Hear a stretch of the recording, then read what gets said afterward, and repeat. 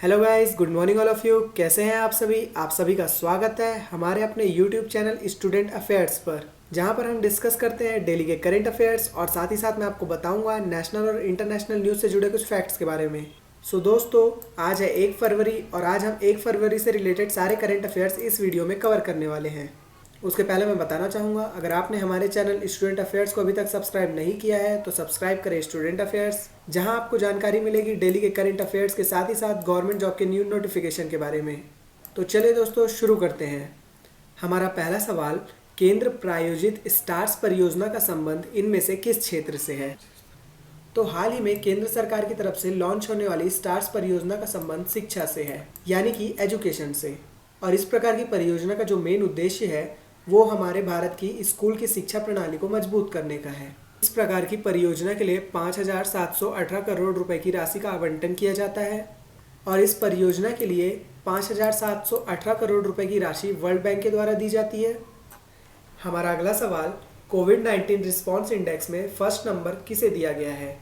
तो अगर हम बात करें कोविड-19 रिस्पॉन्स इंडेक्स की, तो हाल ही में ये इंडेक्स सिडनी में लोवी इंस्टीट्यूट के द्वारा जारी की जाती है, जिसकी रिपोर्ट 98 कंट्री पर बेस्ड होती है।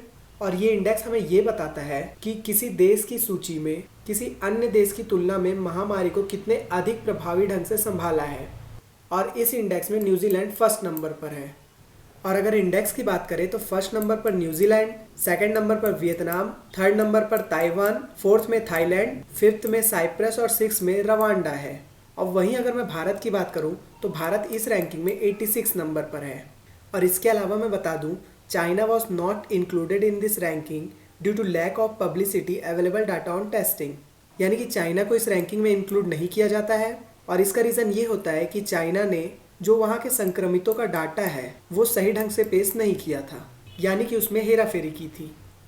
हमारा अगला सवाल, पर्यावरण मंत्रालय के द्वारा जारी मरीन मेगाफ्यूना स्टैंडर्ड गाइडलाइन का संबंध किस समुद्री जीव से है? तो इसके बारे में बता दूं, हाल ही में पर्यावरण, वन और जलवायु परिवर्तन मंत्रालय के द्वारा समुद्री कछुए को संरक्षित करने के उद्देश्य से मरीन मेगाफ्यूना स्टैंडर्ड गाइडलाइंस जारी की जाती है।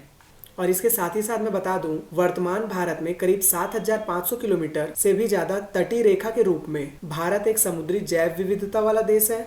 और ये गाइडलाइन श्री प्रकाश जावड़ेकर जी के द्वारा लागू की जाती है। इसके अलावा वहाँ के जो लोग होते हैं उनकी मांगों को पूरा करने के लिए और इस क्षेत्र में लोगों की भागीदारी को बढ़ाने के लिए इस प्रकार के समुद्री कछुए गाइडलाइंस का एक्शन प्लान बनाया जाता है। हमारा अगला सवाल, वर्तमान समय में देश में जेंडर पार्क कहाँ पर है? तो इसका सही जवाब है, करंट में जेंडर पार्क केरल में है। और बात करें जेंडर पार्क की, तो साल 2013 में इसकी स्थापना होती है और इस जेंडर पार्क का मुख्यालय केरल की राजधानी तिरुवनंतपुरम में है। और इस जेंडर पार्क का उद्घाटन 11 से 13 फरवरी के बीच केरल के सीएम पिनराई विजयन के द्वारा होता है। और इस पार्क के बारे में बता दूं, ये एक प्रकार की पहल है जो केरल में लैंगिक समानता और सशक्तिकरण की दिशा में काम कर रही है, यानी कि समलैंगिकों के लिए।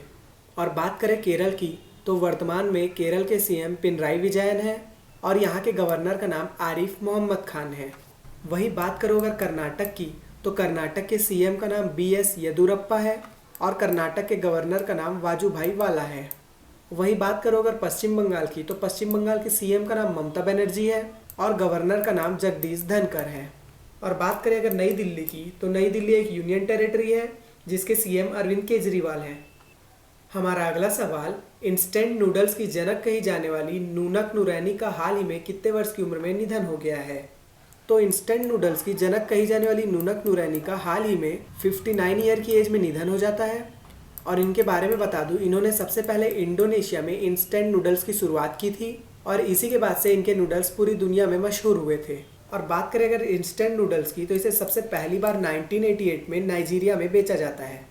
हमारा अगला सवाल, हाल ही में किस बीमारी को काबू लाने के लिए दिल्ली एम्स ने पहली बार एलोपैथी और आयुर्वेद की दवा तैयार की है?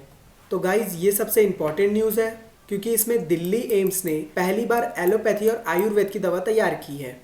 और जिस बीमारी के लिए इन्होंने दवा तैयार की है उस बीमारी का नाम डायबिटीज़ है, यानी कि दिल्ली एम्स ने हाल ही में डायबिटीज़ को काबू करने के लिए पहली बार एलोपैथी और आयुर्वेद की दवा तैयार की है। बात करूँ आयुर्वेद की, तो आयुर्वेद की BGR-34 और एलोपैथी की ग्लिबेन क्लामिड को एक साथ मिलाकर बनाई गई है। और इस पर चल रही शोध यानी कि स्टडी के बारे में बताऊं तो ये रक्त कोशिकाओं में बैड कोलेस्ट्रॉल को जमने नहीं देगा और इसके साथ ही साथ ये मोटापे को कम करेगा। हमारा अगला सवाल, महिला cricketer Shabnim Ismail T20 international career में कितने विकेट लेने वाली विश्व की 5वीं महिला क्रिकेटर बन गई है। तो बात करें अगर महिला क्रिकेटर शबनीम इस्माइल की, तो इन्होंने T20 इंटरनेशनल करियर में 100 विकेट लेने वाली विश्व की 5वीं महिला क्रिकेटर बन गई हैं। और इसके साथ ही साथ मैं बता दूं कि 100 विकेट लेने के मामले में वेस्ट इंडीज की अनीशा मोहम्मद 120 विकेट के साथ पहले स्थान पर हैं, जबकि भारत से पूनम यादव T20 में सबसे अधिक 95 विकेट लेने वाली महिला है। हमारा अगला सवाल, भारतीय नौसेना के सुपर डिवोरा Mk2 श्रेणी के किस अटैक क्राफ्ट को हाल ही में सेवा मुक्त कर दिया जाता है। तो इसका सही जवाब है FAC पोत 81। और बात करें अगर सुपर डिवोरा Mk2 श्रेणी की, तो इसने 20 सालों से भी ज़्यादा देश की सेवा की है। और इसके साथ ही साथ मैं बता दूं, इसे मुंबई के नेवल डॉकयार्ड में सेवा मुक्त कर दिया जाता है।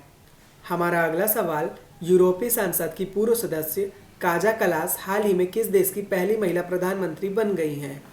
तो इसका सही जवाब है यूरोपीय संसद की पूर्व सदस्य काजा कलास हाल ही में एस्टोनिया देश की पहली महिला प्रधानमंत्री बन गई हैं। और बात करें अगर एस्टोनिया की, तो साल 1991 में एस्टोनिया को स्वतंत्रता मिलती है और स्वतंत्रता के बाद पहली बार काजा कलास यूरोपीय संसद की पूर्व सदस्य के साथ साथ पहली महिला प्रधानमंत्री बन गई हैं। हमारा अगला सवाल, भारत और किस देश ने सतत विकास और वैश्विक पर्यावरण संरक्षण के लिए पहल शुरू की है।